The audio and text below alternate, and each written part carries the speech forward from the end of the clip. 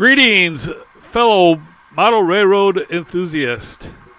Welcome to the layout, the Union Pacific Railroad Evanston subdivision in HO Scale. My name is Darrell Cruz, owner and builder of the layout, and your host for episode 39 of season 2023. Had a great week this last week. Did a lot on the railroad in preparation for some special guests that I had. I had Ken Patterson and his crew from What's Neat This Week and What's Neat This Month channel, a YouTube channel. It's part of the Model Railroad Hobbyist online magazine. And they were here to videotape the layout and do an interview. So I had about 5 of them come along to check things out and interview me, and wanted to get everything kind of ready for them. And so I got a lot done, and a lot of it was some stuff that I had been wanting to get done for a long time. Now, you might recognize this. This is the window that I have been meaning to cover up for quite some time. And I mentioned it a number of times on previous videos. Well, I finally did it, and it's all covered up. Now I still have part of the window here, if you can find it. I got to get my camera down here to show where it is. I do have access to the window still. There you go. So I can still open it up and reach in there and get something out of there if I need to. I couldn't reach all the way to the top with my arm or anything, but definitely am able to reach the latches and open it up still. So there is some access to it. You see I have it sealed with some aluminum insulation, so it's all sealed as far as condensation concerns might go. Now, I did have some comments from some people that I might be concerned a little bit about ventilation since it's covered up completely at the top. So I'm not sure if that was really going to be an issue, but I figured it'd probably be better to be safe than sorry. So I did put some spacers in there. So there is a little gap at the top, so air can circulate in there. I don't really think there would be any condensation on the hardboard. Don't think there'd be that much difference of a temperature between the air. But I thought I'd put it in there anyway, just to be on the safe side. And I will monitor it closely to make sure that there's no condensation issues. Now, I also extended the backdrop here on this particular location where the other window is. This was only up about 5 inches, and it needed to go out 12 inches. Here you can see it's really close to the Pocatello sub track. But there is clearance there. So that's the Pocatello sub there. I was going to put the backdrop in front of that, but I thought I was going to put it behind it, and that way I have access to it. I didn't want to really bother with having it behind there. And I will have some trees here at the end. I need to put a rail stop also. If you look closely, you can kind of see that the railing is already kind of bent off of its anchor for running into it. So but I will have some trees there to hide the end of it, but for the most part the Pocatello sub train will be kind of just waiting there for its turn to come onto the Evanston sub. Now, one thing that's also been bugging me was this backdrop here. If you look at the blue backdrop, this is like 2 feet by 50 foot styrene roll that I used on the Geneva sub, my N-scale Union Pacific Railroad Geneva sub. So I used it on there, and I actually moved it from Rochelle down to Georgia. Used it in Georgia for 7 years, and then moved it from Georgia to here and reused it here. And if you notice, there's lots of scratches on it. Lots and lots of scratches. So that's been bugging me for a long time. So I went ahead and painted it. I was thinking about using an airbrush and trying to put in some clouds, but I decided I would just kind of start from scratch. The method that I use to paint these backdrops is I use blue and white paint, and I paint blue from the top down, white from the bottom up, and then kind of blend them in between. So I kind of redid almost the whole thing to bring it back to what it was supposed to look like, with lighter shades. I'm gonna put some trees in front of that little empty space there. They have done some more scale trees, and I've touched up this a little bit also. Still have a shadow here. I'm not sure what I'm going to do with, but I'm very happy that the sky looks much better. And again, I was having this group from What's Neat This Week and What's Neat This Month YouTube channel. Ken Patterson was here, and I can't think if it's Ken Patterson or Peterson. I think it's Patterson. Correct me if I'm wrong. Here's some more things I still need to do here. I need to put a bridge here with some concrete abutments, the maintenance road going up in that direction, a road going underneath to a trailer house that's going to be here, and there's also going to be a junkyard in there. And if you look at some pictures of the Castle Rock area, there is a trailer house between the tracks, and there is a area where they have a bunch of junked cars. So definitely very happy with the way that turned out. Also was concerned about some of these seams between the paper backdrops, and wanted to see if I could get that closed up a little bit. So I used rubber cement and put a little bit on both of the pieces, let it dry for about 10 minutes, and then pushed it together, and it came together real well. If you notice at the top, there's a little bit of a gap still. So I used a toothpick to put a little bit more rubber cement there, and then that was able to be sealed up pretty nicely, so it looks pretty good. And there was a bunch of other seams. Here's another seam that I did. This one came out real nice. It laid down nice and flat. Here's one that I have not done yet. So you can see there's like a little gap there. And here's one that I did do that is sealed up. So I still need to do a few more yet to get them looking pretty good. This one I sealed up pretty good, but I kind of messed up the blue at the top.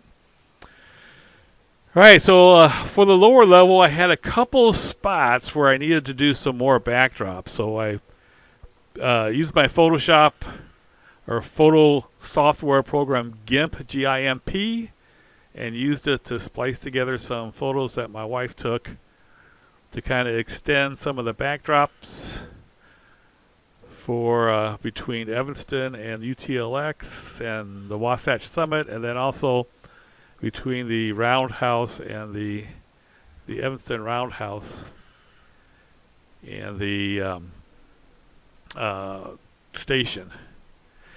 Now, one thing I was, before I put that up, one thing that I was concerned about was the shadow. If you look at the lower level, there's a shadow. It took me a long time. No shadow here. There was a shadow on the left side there. And I was trying to look at the lights and say, okay, where is that shadow? What's creating? What's causing that shadow? So I have these LED lights that I got off of Amazon. They're very, very bright and pretty effective. And doing some just looking around and figuring things out here, there's a shadow on this side too. So two sides had shadows, two sides did not. And it turned out that this light here was causing a shadow on this side. And then well, let me see if we can do that again. So the one on the right was causing a shadow on the left, and the one on the left was causing a shadow on the right, if that makes any sense. So what I decided to do is I would take this light baffle, I guess you could say. I just took a piece of hardboard and glued some aluminum foil on it, shiny side out. And then I decided I was going to mount them on the light fixtures here like this, and that way not allowing this light to cause a shadow on the other side. So the far light caused a shadow on the other side. if that makes any sense. So that light that I was just messing with caused the shadow on this side. So anyway, once I put those baffles up, then the shadow problem was pretty much eliminated. So here you can see there's no more shadow on the lower level. So I was pretty happy that I was able to get that taken care of. If you notice also here, I have added the lower level backdrop all the way from Evanston to the UTLX area. Now one thing that's kind of, this is the same house. This house here is the same house as this one there. Now you can't really tell because my wife took pictures of these as we were going down the road, and so they're at the pictures from different angles, plus I swapped them around. Here's the same house again. So as you're looking at the backdrop, you really can't tell that it's the same house because it's at different angles, and I've swapped them around and so on. So it's pretty cool. Here's a road I need to put in yet. It's going to go across the tracks here and then come parallel to the main line. So it'll be centered between the main line and the backdrop, and it'll go all the way down to Evanston. So that's one of the first things I'm going to do once I get the upper level finished and I start working on the lower level. I need to get that road in there. So I'll just use some hardboard or plywood and put that in there. Here's some things. The only thing I really did at the upper level is I added some telephone poles, and then there's trees there also. I put some scale trees there instead of the cheap trees I have for my other layout. So we got the trees in, spaced out pretty well. I got the telephone poles in. Haven't put lines on it yet, so these right now don't have any lines attached.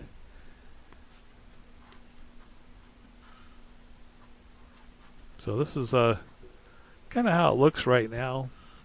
It's really coming along, I have to say. No, I'm really happy about the shadows being gone.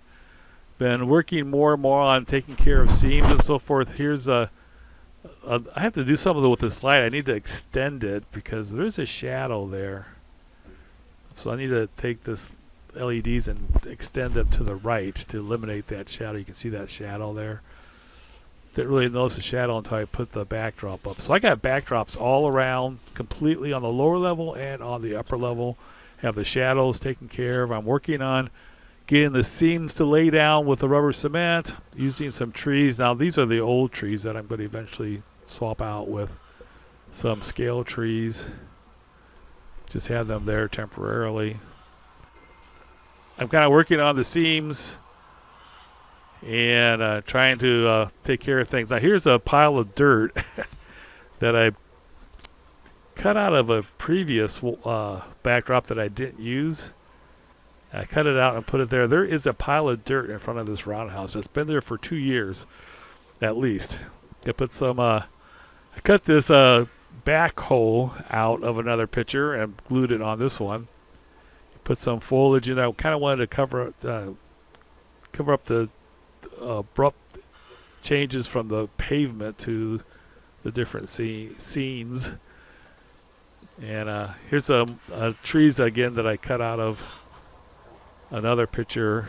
I'm going to put some actual trees in front of that tree on the right side so you can't see that seam between the picture of the trees and so forth. So it's coming together. Going to continue to add some more things. Now I wanted to, as you know, I was kind of toying with painting the bottom fascia black as well. So rather than paint it, which I said I was going to do, I decided to just take the skirting and kind of pull it up and cover it up so I can kind of get an idea how the black looks. And actually, the black actually looks pretty good, but I don't think it looks any better than what I've been using for the lower level.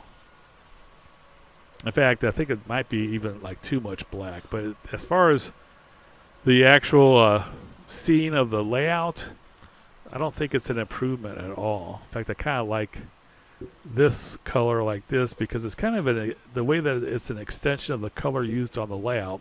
It just seems to fit better. It would be okay to have both black like this, But people say, well, people would say that it would really make the scene pop. I don't think so. I can't really tell that the area with the black pops more than this here. Now the fascia, I need to do some touch up on the fascia. It's been damaged here and there, but I will take care of that. So I think it's going to look really good having black for the top, the Sonoran desert color for the bottom, and then the black skirting. I think that will look pretty well. I thought, well, maybe I should check it out with a train running through just to be doubly sure again. You have it without the black, and then now it transitions to having the black fascia. I don't really think it's any difference at all.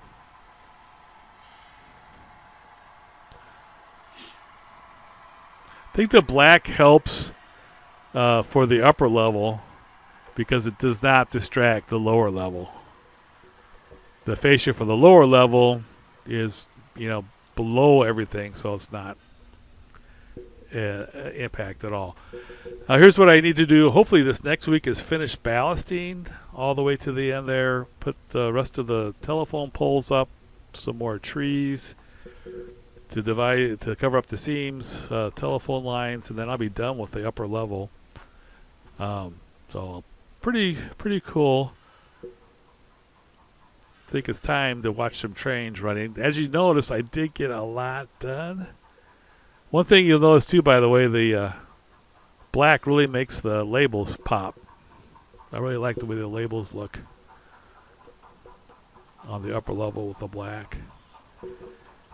So we get a chance to see the trains rolling. This is the excursion train, a FEF 844.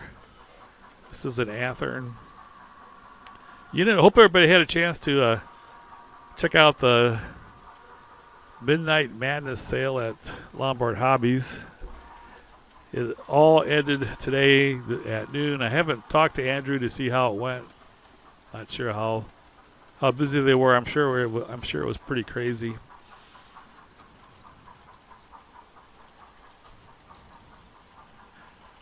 So coming up, I expect to have this upper level done in a couple weeks. So by the first week of November, by Veterans Day, I should have the upper level completely done. And then maybe by Christmas, I'll have the lower level done. So that's definitely something to look forward to as the train continues westbound through the West Vehicle Control Point there.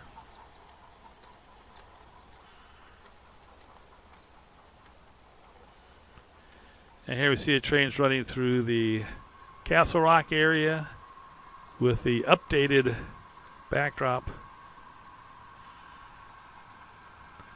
Definitely makes me feel a lot better to be able to see these scenes without that ugly, scratched up backdrop messing everything up. And I, again, want to say it looks better in person, by the way, the blue and the white combination. It looks pretty good in the video, but it actually looks even better in person. Kind of makes it look like some wispy stratus clouds on the horizon as we go under the bridge at Curvo.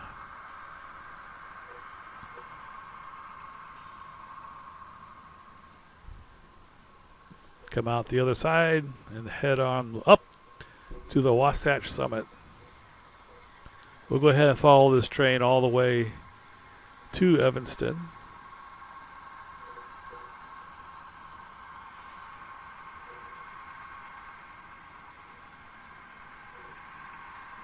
This is a local train headed up by a couple of SD70Ms by Athearn.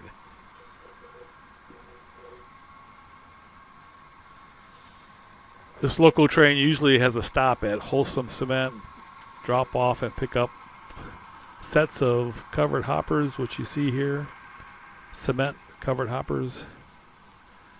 These are regular covered hoppers.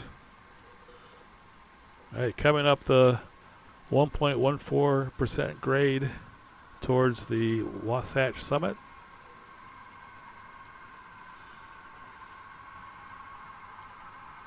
I really had a good time with the crew from What's Neat This Week. They really seemed to enjoy themselves. They really liked the backdrops and liked the way the room was laid out. And, of course, they liked the trains. Like seeing all the trains running. I had 4 trains running while they were here. They were here for about an hour. They had a number of other stops they were making. So they were with me for about an hour, and I had 4 trains running the whole time they were here. And actually, they were running while I was doing the interview for 15 minutes. And was fortunate that there was no mishaps at all, no derailments, no uncouplings. Everything ran perfectly, so I was very happy about that. And I was very happy to meet the guys and to be able to share the layout with them. And it was definitely a lot of fun to see their appreciation of the layout.